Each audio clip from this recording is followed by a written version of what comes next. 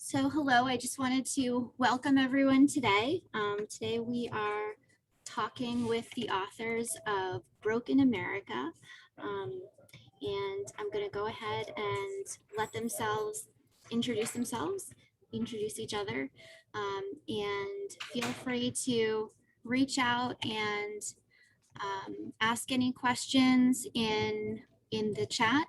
And the authors, Joanne and Colleen, they will go ahead and get to those as soon as they can and address as many of those as they can. But we really appreciate you being here, and so we're going to go ahead and we'll go ahead and get started. So Joanne, did you want to introduce Colleen?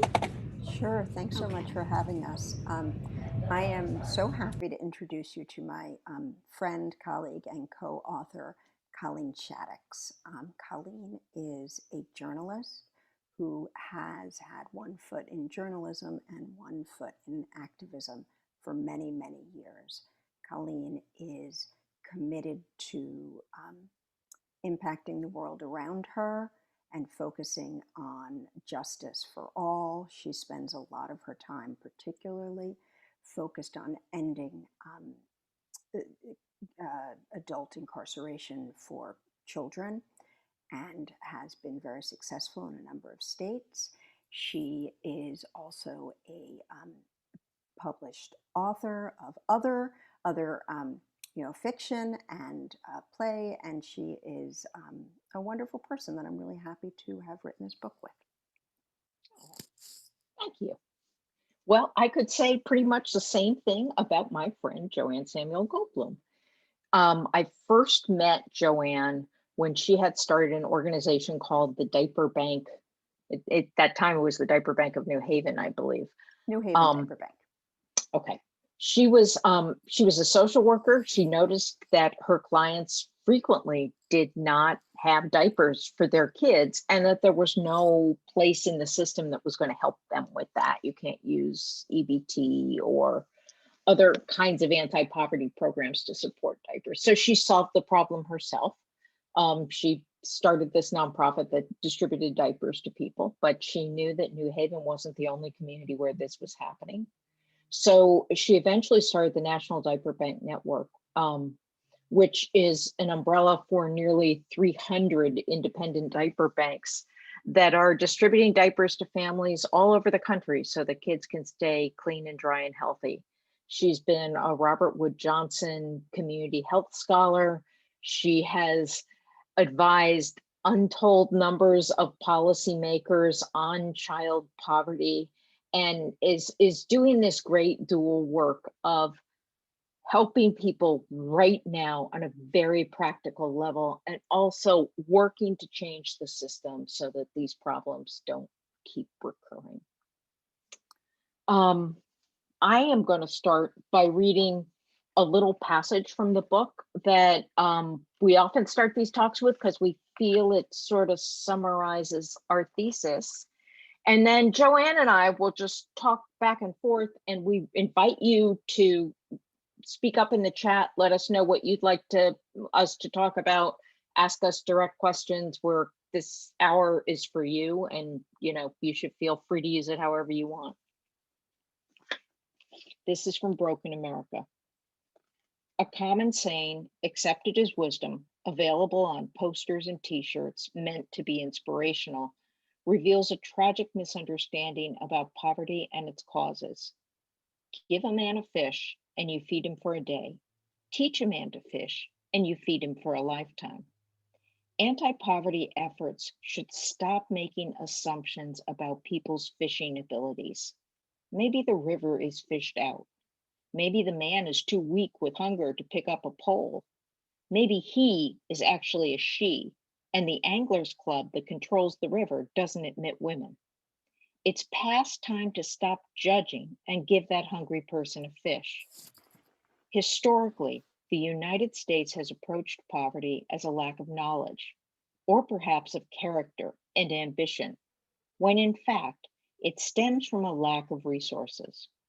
We hope you'll adopt that definition as you travel with us across the country From a dying farm town where the tap water is so dirty that it looks like chocolate milk, to Los Angeles' Skid Row, where a quarter of the residents report eating out of garbage cans, steps away from a new Whole Foods. Nearly all the research for this book was done before the pandemic. The stories you will read here are not the products of extraordinary times. Poverty is quite ordinary in the US. When you focus on basic needs, water, food, housing, energy, transportation, hygiene, and health, and learn about the significant barriers that many Americans face in obtaining them, you cannot help but realize that poverty is close to inevitable for low-wage workers and their children. Solutions fall short because we often try to fix people in poverty rather than eliminate poverty itself. They don't need to change, the world does.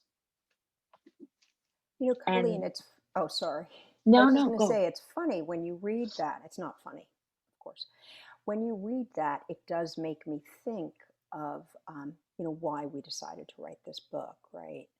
Um, that's definitely our thesis. And I think that, what we didn't talk about in our introductions is that we both felt like it was really important to look at poverty across the country, um, right? We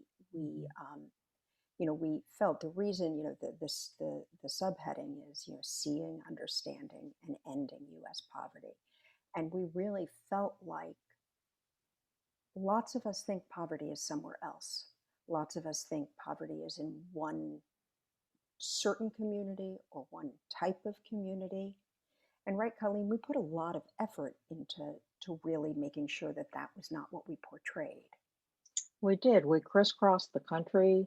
We went to urban areas, rural areas. We talked to people of all races, people who were US citizens, people who were not. And the reason that we did that was we wanted to detach poverty from a person or a community, right? It's not, well, look at these messed up families who live in Appalachia. Aren't they a mess? It's a system that permeates the whole country where many people are working for wages that don't meet their basic needs, that don't begin to. Right. Well, and it's interesting because as we were getting started this morning, Laura from Toadstool shared with us that there was just an article in the paper, the local paper, about housing, about affordable housing in your community. And um, it's not surprising because what we see over and over is that it's the same things happening everywhere. Mm-hmm. That affordable housing, it's funny because we often think of affordable housing as like a set amount, but it's really not. It has to do with the community where you live. So I might say, wow, $1,200 a month sounds like a great deal for an apartment, but it's only a great deal if you're in a place where things are much more expensive. If Yeah. the expectation is that your apartment should cost $800 a month, $1,200 a month is too much. Right. And we really saw that when we looked at housing across the country. Mm-hmm. Affordable housing, or lower cost housing generally exists in lower opportunity communities. Right. So, perhaps you can get a great deal on an apartment here, but you can't get a job. And there's no public transportation to help you get where you need to go to get a job. Right. Because what we really wanted to do was show that these systems are so interconnected, right? That the problem with affordable housing is not just housing stock, and a lot of our systems make it seem like that's the problem, right? Like Yeah. that HUD solves housing and the Yeah. Department of Transportation solves transportation issues, but they don't do it together. Yeah, and they're very much related. One of the happier days in researching this book for me was when we visited a health center in Harlem Mm-hmm. that was really focused on the 360 of a person's life. So health outcomes in East Harlem are dramatically worse than they are in the Upper East Side of Manhattan. Like, I mean, literally blocks away from each other. And so the health center does things that you expect a health center would do. They do vaccinations and so forth. But they also look at things like the availability of exercise space. You know, if all the sidewalks are torn up, how are you supposed to walk? If there isn't good lighting, how are you supposed to walk? You know, they looked at transportation patterns and how many good jobs were available to residents of the neighborhood. And they looked at the food that was available in the neighborhood. And it really is a 360 thing. One thing that we know always helps though is money. When you find a Right. way to get people money, Right. then these solutions kind of find their way into neighborhoods because it's worth doing. Yeah, it's interesting because the truth is we have endless research that shows children develop better when the family has money. And we see it in education, we see it in health, but we still sort of say, well, it's not connected to money. To me, one of the real surprising things, and I'm endlessly shocked by this, even though I know it's true, is that wealthy students who have a C average have the same chance of graduating college as poor students who have straight A averages. Mhm. And so, that should be, I think, something that all of us know, because Right. that really tells you something. So, an average wealthy student can graduate college, whereas a stellar poor student, not so much, right? And that was, I think, for you, the hardest sort of chapter. The hardest interviews that I did were in South Texas. And back to back, I talked to these two young men who were high school seniors. They were both honor students who did lots of activities. They were, they had college applications that just absolutely radiated success. And they had both gotten full rides to highly competitive universities, and neither of them were going. One was not going because, as many kids in lower income families do, he had a lot of responsibilities at home. And so he was going to go to community college and work part time so that he could still contribute to the family. The other was he was all set to go, and then his father was audited by the IRS. Now his dad was a waiter with 8 children. There was no money to be had there. There were far better ways for the IRS to spend its time. But because there was this question mark over the family finances, his scholarship got taken away. So he couldn't go to college. He was going into the military instead. And like both they were hard interviews for me because both of the kids wanted me to explain to them what had happened. I don't understand. I worked hard. I did everything I was supposed to do, and it's just not working out. It's one of the things that you and I have talked about a lot, and I think really came through, I hope came through in the book and comes through in the book, is this idea of how systems are so much more difficult when you don't have money. Mm, That the issues that these kids were facing in a family with money just wouldn't be there. yeah. And, you know, I talk a lot about when I first started the New Haven Diaper Bank, I was driven by my kids were young at the time, and I'm a social worker doing community-based social work. I went to people's houses, and I saw, we were dealing with the same types of things, right? Getting our kids to school, taking care of kids, Yeah. and it was so much harder if you don't have a car and you don't have a cell phone and you don't have a credit card, and you don't have a job that allows you paid time off, that all of these things that for middle class or upper middle class people are a pain. Mhm. I lost my kid's birth certificate and I've got to go down in town and get a new one. It's a pain to me, but it's not insurmountable. Right. And you might say, well, $10 and going to City Hall between 9 and 5 is not such a hardship.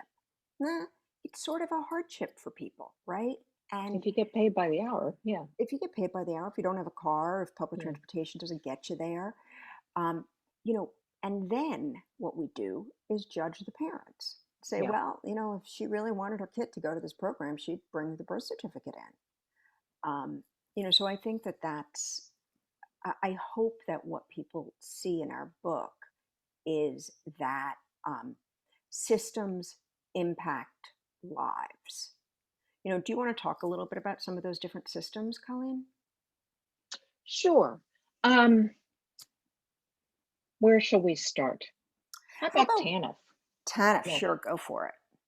Okay, so TANF is about to have its 25th anniversary. Do you mean temporary assistance for needy families, what we used to call welfare? Indeed, I do, Mrs. Goldblum.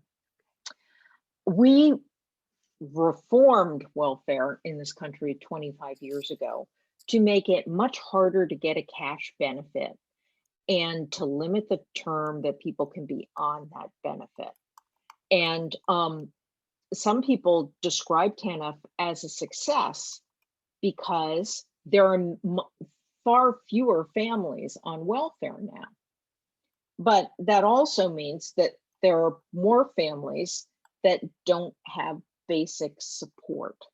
TANF is one of the only ways, until something good that's happening right now, actually, that the government transferred money to families with children.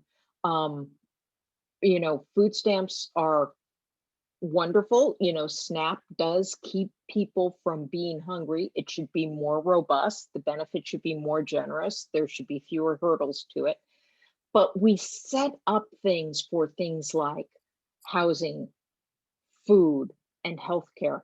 There are so many things that are not covered by any benefit program that you really, really need some source of cash to pay for a tampon, a notebook, all the things that you need to get through life. And we've really been very hesitant to give people money. The other thing that we do when people are on TANF is we try and push them into work, which I think we'd all agree work is good. But we don't push them into work that's really going to help them prosper. The most common training that people on TANF get is to be a CNA or a home health aide, which are essential, skilled, and fulfilling jobs, but pay a poverty wage. We really don't bring people up and out. Right. And I think that brings you really to a very, very good point, which is about wages and, the way that these systems all interact. So, it's one thing to say, um, work is important. But as a country, it is legal to pay poverty wages. And as long as it is legal to pay poverty wages, Colleen and I, you and I have this conversation, do you blame the company? So personally, I think, there are lots of companies that um, pay poverty wages and their employees get public benefits.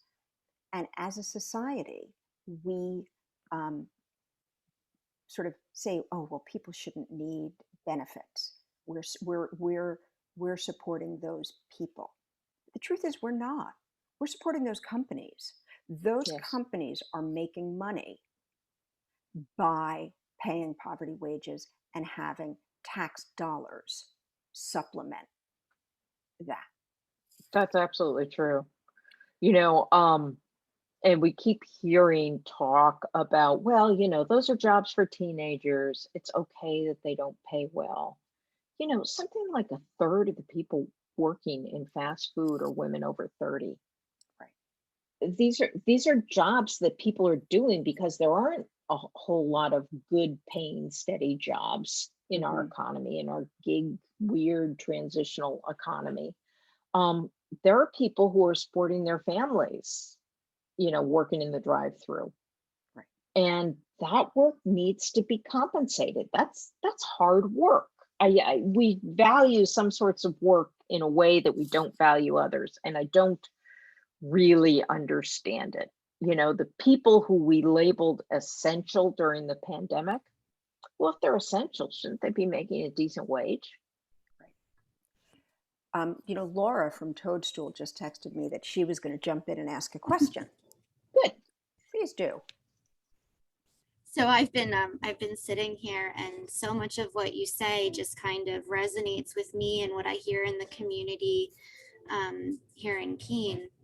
And one of the things that I think I keep hearing comes up as a challenge, and I'm wondering if you can speak about this a little bit, is the process of accessing resources and kind of the accessing whether it is, because some people will say that, well, there are all of these benefits out there, just apply for housing assistance, just apply for this, just apply for this. But a lot of times, that ends up being going to a lot of different places, and just kind of speaking to the emotional toll that a lot of that can take, and maybe time away from actually moving forward.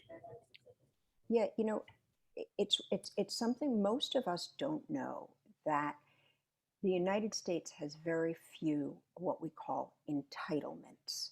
So when it comes to something like housing, the only entitlement, which means that no matter how many people access it, the government will pay for it. So like the mortgage deduction, that's an entitlement. No matter how many people deduct their mortgage payment on their taxes, you get it. Section 8, which is a subsidy for low-income people with housing, that's not an entitlement. There's a certain amount of money, there's a formula, a federal formula and a state formula, and that's what your community gets. And the same goes with certain other programs. SNAP is an entitlement, that's food stamps. But WIC, Women, Infant, Children, which is a nutritional subsidy that is given to low-income pregnant women, pregnant and nursing women, and children up to 5, is not an entitlement. So states can and do run out of WIC money. And so I think that when people say just apply, most people don't realize that just applying doesn't mean that you are eligible, even if you meet eligibility requirements. And that goes to sort of the understanding that we tried to talk about in the book, and why it's important to understand these things, because we do not have a housing entitlement in the United States, nor do we have, so Medicaid is an entitlement. Anybody who's eligible can get it, but eligibility is very, very complicated. And that's another aspect of applying for services. And I think this is really, Laura, maybe the emotional toll that you were talking about, is these things are quite complicated. And I always sort of use the example of, now my kids are grown up, but when my kids went to preschool, I remember very clearly that there was, a page and a half application. And basically it was where me and my husband worked and emergency information about our doctor and dentist, maybe a little bit about the kids. Somebody applying for Head Start, it's like a 22-page application. So it's, it's just so much more complicated to be poor. And we don't think about the time that is required to apply for these programs. What did I miss, Colleen? Oh, wait, I go, that's the I one that think, really gets no, me. I think I agree with everything you said. I also think that there's an attitudinal thing Yes. that comes out because of the scarcity of these resources. Mhm. Oh, just apply. Well, there isn't enough affordable housing in the United States, so it's not like you just need to go fill out the right form, right? Um, and because there's a scarcity of resources, I think that there is very often the process is really developed to weed people out, not to invite Mhm. people in. Exactly. It is hard on purpose. Mhm. You want to disqualify people because you have a very limited resource. A story I think we might have told in the book, I don't know. I used to work in a soup kitchen, and one of my jobs was doing the emergency food pantry, which you qualified if you were on Medicaid and you had children, and you could come in and get a box of canned goods once a month because, as I said earlier, SNAP is great, but it's not enough. It doesn't get people through a whole month. And my boss looked at the list and he said, these women are coming in every month. Yeah. It's an emergency food pantry. You can't have an emergency every month. Yes, you can. Yeah, I mean, it's set up to to make you in a constant state of emergency and chronic stress. Um, and I don't think he was a terrible person. I think he actually approached the guests with a lot of compassion, but he wanted to weed people out. He Well, knew we didn't have the resources to help everybody. So you become short with people, you judge people. I remember when I worked at that soup kitchen, people were always shocked that I knew their name. Well, I see you every day. Of course I know your name. But they were used to people at agencies, particularly white people, just not treating them as fully human. Um, and yeah, that's and a big problem in the service system. it is, and a lot of services, and they say it in different ways, but talk about the importance of people having skin in the game. You Mm. know, you've got to pay something, you've got to work to get it. And I think what we lose sight of is how hard people work every day. And that's true, poor and not, right? Life is complicated and things are hard. And when you're taking care of a house and taking care of children and trying to do all the things you need to do, it's really hard to, you know. So I think of a story. There's a family that I worked with where one of the kids had an allergy to bee stings. And the mom called me and said, is there any possible way you could bring me Benadryl? And I remember having this conversation, and basically her choice was me bringing her Benadryl or her calling an ambulance and taking her child to the hospital because she didn't have transportation. She didn't have money to buy Benadryl, and she knew it was not ambulance worthy. The child didn't have anaphylaxis. It was just, she'd be really, really uncomfortable. Um, and that's a systematic failure, Yeah. right? That if we know, right, she has a doctor, the doctor knows this child has a bee allergy. The fact that we don't have a system that sends them home with Benadryl, Yeah. right? We know they're getting Medicaid. We know that means that their income is quite low, right? So why don't we do that? And that's a systematic problem that we sort of say, yeah, well, Benadryl's over the counter, deal with it. Um, And it's expensive. It's expensive sure. for society, Hmm. right? Yeah. That, I mean, she was smart enough to call you and you were kind enough to bring her Benadryl. So, okay, that one time it got taken care of. But I'm sure lots of moms call the ambulance because that's the option available to them. And the way that our service system is set up, you know, when I did that, because it was a weekend, my supervisor was like, really, those boundaries, you got Yeah. to really Yeah. think about that. And she's right. Yep. On a weekend, I shouldn't be jumping around bringing my clients stuff. But yeah, on balance, I didn't want this kid to have to spend a half a day in the emergency room. And, So often the case that right. there is some figure, there is the school nurse who goes out and buys tampons and shampoo Right. with her own money. Right. There is, this person, that person who's doing a little bit more. I'm sure we both bought winter coats for people. But that's not really sustainable or reliable, and it's always going to leave people out. We need a system that doesn't leave people out. And that's basically a system where people either A, make a decent living so that they can take care of themselves, or B, are receiving some sort of assistance to make up for that if they're not. And real assistance, not sort of, well, we're going to keep you from starving, but nothing more than that. So Leah and Hope, you should jump in. yeah, I'm sorry, Lauren. No, I was just gonna say, I've read a lot about food insecurity in the past, the past few years, and it's really interesting to see. I guess a lot of those things never really occurred to me.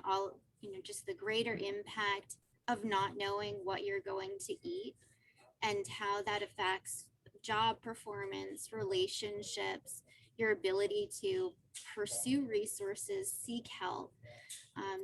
How do you, I feel like oftentimes there are, the only thing that kind of sustains me in certain times it has been my connections that I have with other people.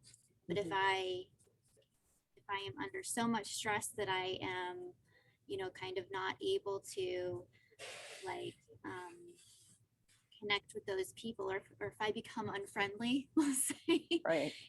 Because I'm struggling, then, that kind of it affects my ability to access those resources. And, I think that's such an important point. And the truth is, it's a very, we've managed to sort of create this kind of cognitive dissonance when it comes to food in the United States, right? We actually have conversations about providing free breakfast and lunch to students. I mean, we're people, right? People have to eat every day. And the fact that, I get letters from people saying to me that if somebody has had a child and they can't feed that child should learn that. And that's what, that's just life. Like, I don't really understand that.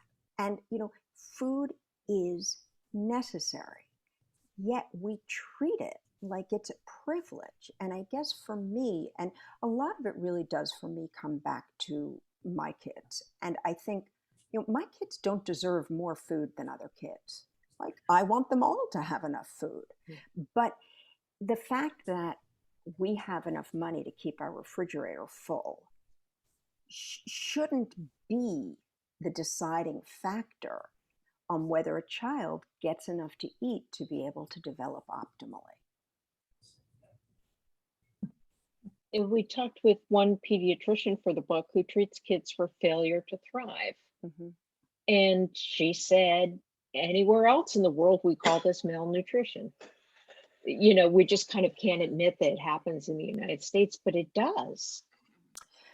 And I think that really is the reason that we wrote this book. Because, and a lot of people, including some reviewers, think that we're just too liberal, that we, have this crazy idea. But the fact is that we're not talking about, making sure everybody has yachts. We want to make sure everybody has food, that everybody has housing, that everybody has adequate medical care. I don't think that those are radical ideas. And um, and we know it's doable. And I think that that was the other point we wanted to make. Poverty is not gravity. Yeah, you know, one thing that we're really excited about is the refundable child tax credit. And that's going to lift millions of families out of poverty. We just decided to do that. The Rosa DeLauro, great member of Congress and friend of the book, has been advocating for this policy for 18 years. And it just never happened until COVID. It never would have been possible until COVID, when so many Americans saw what it was like to just not have what you need to take care of your family. And to describe what I think a lot of people don't know what fully refundable tax credit, because it's not a tax credit anymore. It's Yeah. fully refundable because prior to this, you might have heard of the earned income tax credit, and lots of people were eligible for that, and it was great, but it was only available to people who made enough money to file taxes. So for the poorest among us, this sort of anti-poverty program wasn't available. And making it fully refundable means that nearly every person in the United States, every citizen or permanent resident who is under a certain income gets this money. It's huge. Mm-hmm. So one thing I want to, I guess, maybe kind of shift to a little bit, if it's okay, is just kind of, I know that we can talk about different policies that, and, tax things and that kind of bigger things that may happen and that we hope will happen.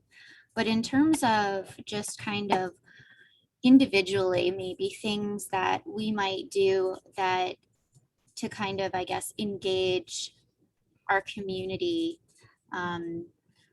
how would you, I guess, speak to that and maybe encourage people to step out and just kind of not, I guess what I'm maybe not saying very clearly, but is, it's very easy to just talk about this and feel discouraged and just say, well, yeah, that political party this, that political party that, but in terms of moving beyond that and just kind of focusing on the humanity, how do we kind of step towards that?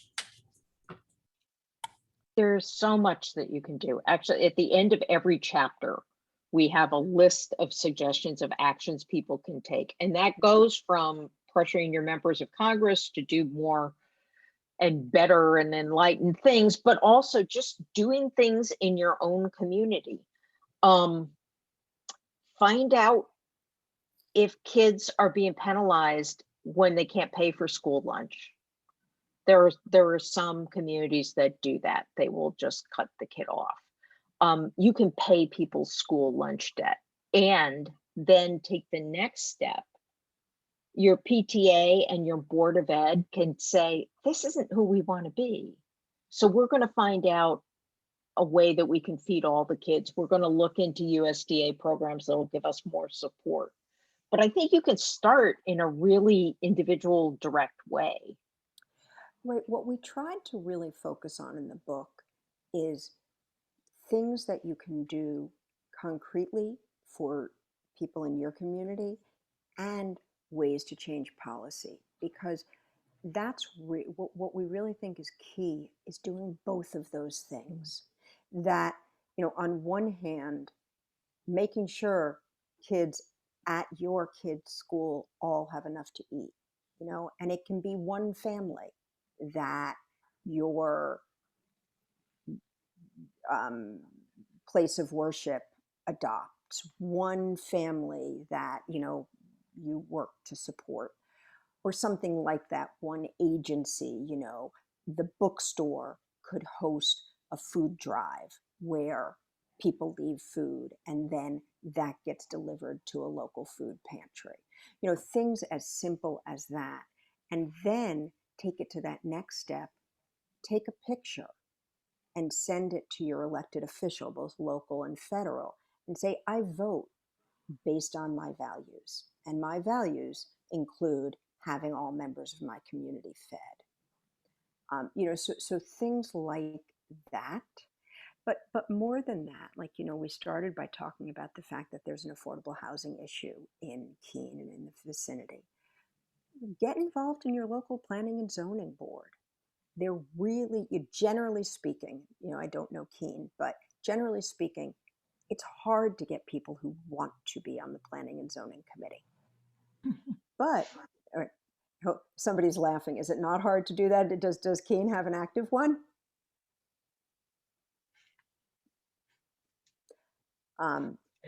It's very hard. It's very hard. Yeah. Yeah, to get people to be on it. Yes. And it has a lot of power, right? Yeah.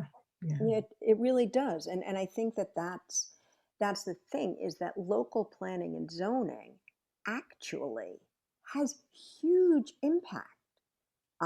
What are some of the things, Colleen, you're really, really active in yours?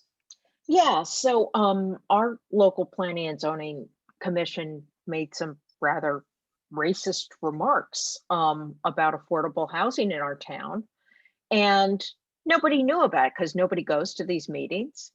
So I wrote a piece about what they had done with a Zoom link to the recording of the meeting, and published it in a statewide outlet.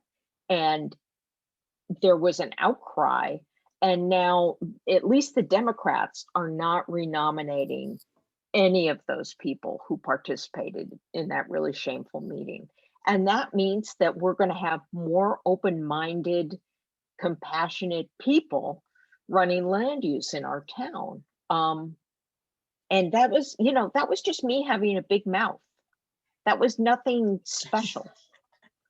Nobody wants to go to these long, boring meetings. And in fact, when I was a callow young thing, I was a reporter who covered them for a living for weekly newspapers. But there's just not that kind of news coverage anymore. So if you just even show up, forget running, just even show up to be a watchdog about what's happening, you're really fulfilling an important role in your community. Right. And that could be the one thing you do. You don't have to make this your whole life, but showing up once a month at planning and zoning, or at your school board meetings, or, your town council meetings, those are useful things to do, because the fact is our democracy is run by a very small number of people, because it's really who shows up. Yeah. And, we always say, Colleen and I laugh and say, that being an advocate is really just being someone who won't go away. You don't have to be loud. You don't have to be pushy. You just have to be someone who calls every day or every week and says, have we done that yet? Can we do that? Do you want me to do it? So there's that. And, one thing I was thinking, Colleen, usually people ask us, what was the most surprising to us? And we always say the same thing. I know it was most surprising to you. You want to talk about that story? Water. Yeah. The water chapter was actually pretty shocking to me. And I know a lot about poverty in the United States. And that chapter was the chapter that we were both, I think, most like, this can't be right. Yeah. Are you sure you found this at a reputable source? Like, this is really true? But the story that I can't get out of my head is the one in Alaska that we wrote about. It was a story of a woman. So this town in Alaska where they don't have any running water, no indoor plumbing. They collect their bodily waste in bags. They have a specific name to the bag, and the bags have to be carried somewhere, a dump where everything's kept together. And a woman described to us that she doesn't let her children play outside during the thaw because of the amount of human waste in the sewers. So, on one hand, you could say, well, that's Alaska, sort of out of the way. But on the other hand, that's the United States of America. So in the United States of America, there are places where children can't play outside because of human waste. And that is not something that we talk about. We talk about that in developing nations, but here, Yeah. um, and and the number of towns, cities, localities that had water problems, right, Colleen? I mean, It was Flint huge. We are a is. nation of flints. Mhm, We really are, because we don't take care of our infrastructure very well. mhm. And if your municipality does get some federal grant to do something with, they're more likely to repair a school or a senior center, something above ground that people can see. I'm not saying that those aren't good things to do, but most of our water system was post World War II vintage, back when it was fine to use lead pipes. And it really, which is another thing people can do, they can ask Mhm. about the water system in their town, because governments really tend not to look very hard at it. It's like, whistling past the graveyard. You don't want to know because it's very expensive to fix, but you have to fix it. Well, and in the book, so we have these little boxes that are called Better Way. And the water Better Way is actually the one that I love. That's my Hmm. favorite of the book. Which is about Lansing, Michigan, just down the road from Flint. And Lansing, Michigan made a decision, 10 years ago or so, Something like that. to update their pipes to make it so that their town did not have the same problems that Flint had. And they made this decision. They bonded it. They dealt with it over a long period of time so that prices didn't increase too much. It was totally successful.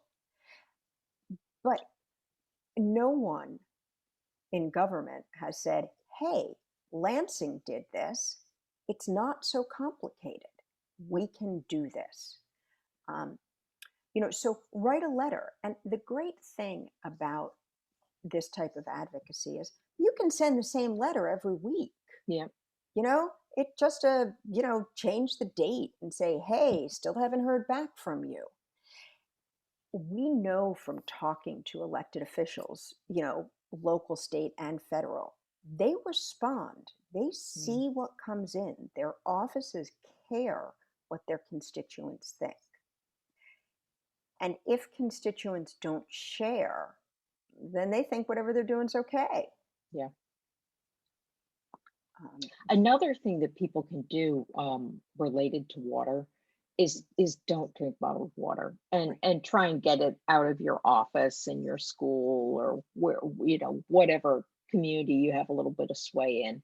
Um, so many resources, water resources, are eaten up by water bottlers who charge enormously inflated rates for the water, but pay very low rates themselves. They Mhm. usually pay less to draw off that water than a residential user does. Um, and it's a racket. It's a racket. They're not paying their fair share. They're wasting a lot. A lot of the water is lost in evaporation. Bottled water is a bad thing. I will not drink it under any circumstance. I didn't want to drink much of it before I wrote this book because of the plastic and the waste, but after we did the water chapter, that was it. I swore off. Yeah, Colleen is often a better advocate than I. I've pretty much sworn it off, but I have to admit every now and then I still do. But I don't feel good about it, Colleen. Okay, well, that's a step. Yeah, well, Um, and I think the other sort of chapter that I'm really proud of is the hygiene chapter. Mhm. I think that um, we really wanted people to think about the concrete nature of poverty, and how small things. This is what I talk about all the time. Small things impact big things, right? Not having clean clothes is a huge deal. Not having a toothbrush, toothpaste, soap, those things really, really impact people. And as a society, we don't talk about the fact that so many US Americans don't have enough money to take care of their basic hygiene needs. You know, Joanne, as we talked about at the beginning, does all this diaper banking work. And she participated in a study here in Connecticut where we both live.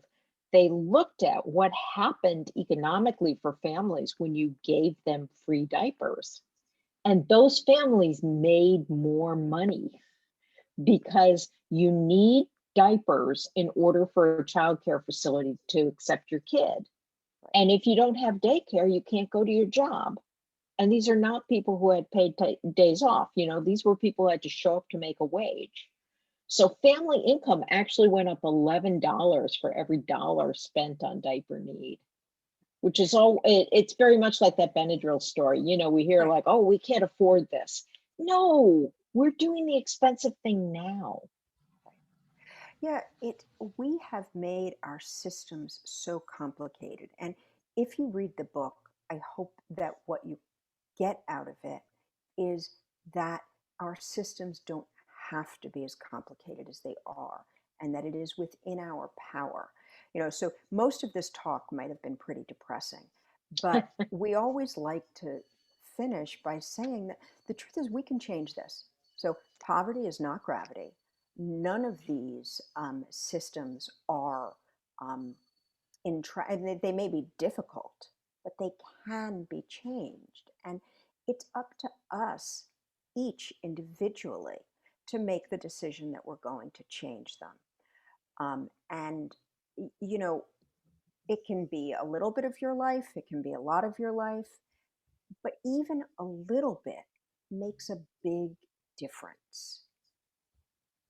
Even talking about it makes a big difference. You know, I often liken it to climate change. Right. You know, 20 years ago, there was a very small set of people in this country who were very, very concerned about climate change. Mm-hmm.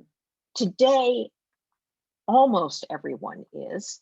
We see it really affecting government policy. You know, when you propose a big new project, you say, well, how will it affect climate change? We need to get there with poverty. We need to be at a place where we're going to say, well, this new thing our community wants to do, how's that going to be for people who earn really low wages? Right. We need to shift the conversation. And I think we've sort of been blind to poverty in this country, largely pretend it didn't exist. We need to see it, right? That's why that's in the book. We need to see it and understand it, and then we can end it. We can. It's just a math problem. We can solve it. So we have about, I just want to give a little, we have about 8 minutes left. So I do want to make sure that just anyone who had any questions that we open it up. And I also want to let you go ahead and continue if that's not the case, but just want to make sure I open that up. No, we'd be happy to hear from anyone. One thing I want to highlight while everyone's mulling over their questions, I really appreciate what you said about small things impacting big things, because I think that is while this is a big problem, that is a big sign of hopefulness there. And it kind of tells us that we can always do something. We can always do one thing, and we can always do one more thing. No, and I appreciate that. And it's really true. We can. And, you know, people sometimes think that Colleen and I are kind of depressing, but the truth is, we think we're very upbeat. We really think that that the way that we have historically looked at poverty in the United States is with a defeatist, fatalistic attitude. And if nothing else, we want people to say, okay, this is a choice.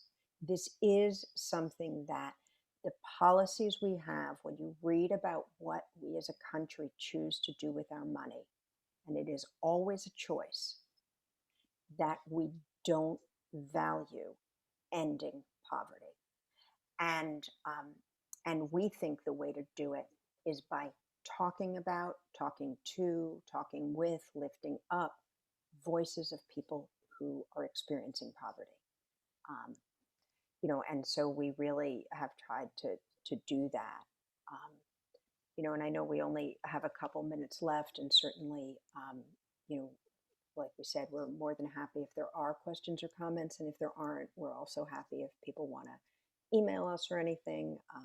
We're happy to do that as well, right, Colleen? And I also wanted to I point. would, I, I would like to make a comment. I think I'm having trouble framing a question, but maybe a comment will become a question. But in any case, some years ago, for a number of years, I worked with Early Head Start, which is a poverty program, and I actually began working with it when it was new, in mid-1990s. And one of the things that I remember having conversations with people, both within Early Head Start as well as others who were critical of it because of it was giving away stuff to people who were poor, but that's a whole other conversation. But in any case, I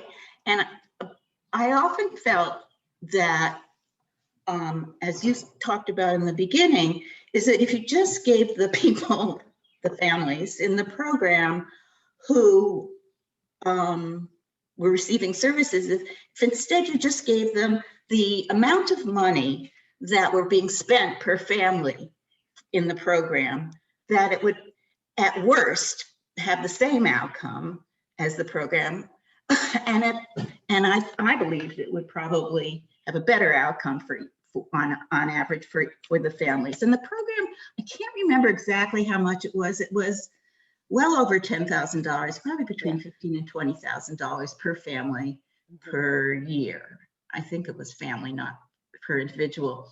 And given the income levels to be able to qualify for that program, that would have doubled the income for most of the families. And the program, was being researched by these were 10 pilot programs that were being researched heavily by each program by a different university. And so they were looking at outcomes. And this program did reasonably well, but one of the measures they used, whether people became employed or, some other things, but fundamentally, I felt like the outcomes were pretty, at best, neutral. And, and interestingly too, that, and again, this is quite a while ago, so I'm having trouble remembering. I think people in the program, when you talked about the program providers' attitudes was, on the whole, appalling to me, that they had very disrespectful of many of the families. And so I feel like people in the system that the really terrible system that we have now, where people, in order to get any kind of support, not only is it difficult, but they're having to deal with a system that is very denigrating and oppressive. And so I guess there's two things that sometimes you can help a problem by throwing money at it. The other thing is, I guess my comment is that I think although I agree with you, doing small things is good. But I think that we need huge fundamental systemic change. And I try not to despair about that, but it's hard not to. That's a very long. No, we agree with you. I think it's safe to say we agree with you completely. Yeah. And, I do hope that from the book, you're able to get some things that might feel less defeatist, some ideas that might make you feel a little less like you're banging your head against a wall, because I know that it does feel like that. But yeah, and I think the fact that we do find giving poor people money abhorrent as a country. And it's really hurt a lot of people, the fact that we are so against that. So thank you for that. Thank you for that comment. Laura, I see that we're at time.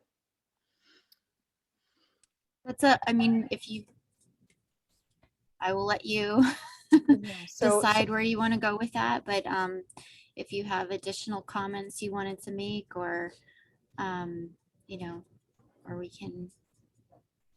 Okay. I think we're good. This was great. It was Yeah, good. Thank all you right. for having us.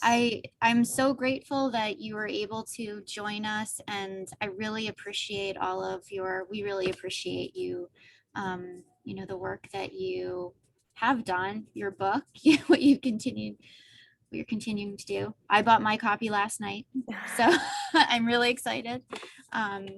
Yeah, so thank you so much for joining us. Thank you. It was our Thank you, pleasure. everybody. It was our pleasure. Have a great day. Thank you. Take care. Thank Bye-bye. you. Bye. Now.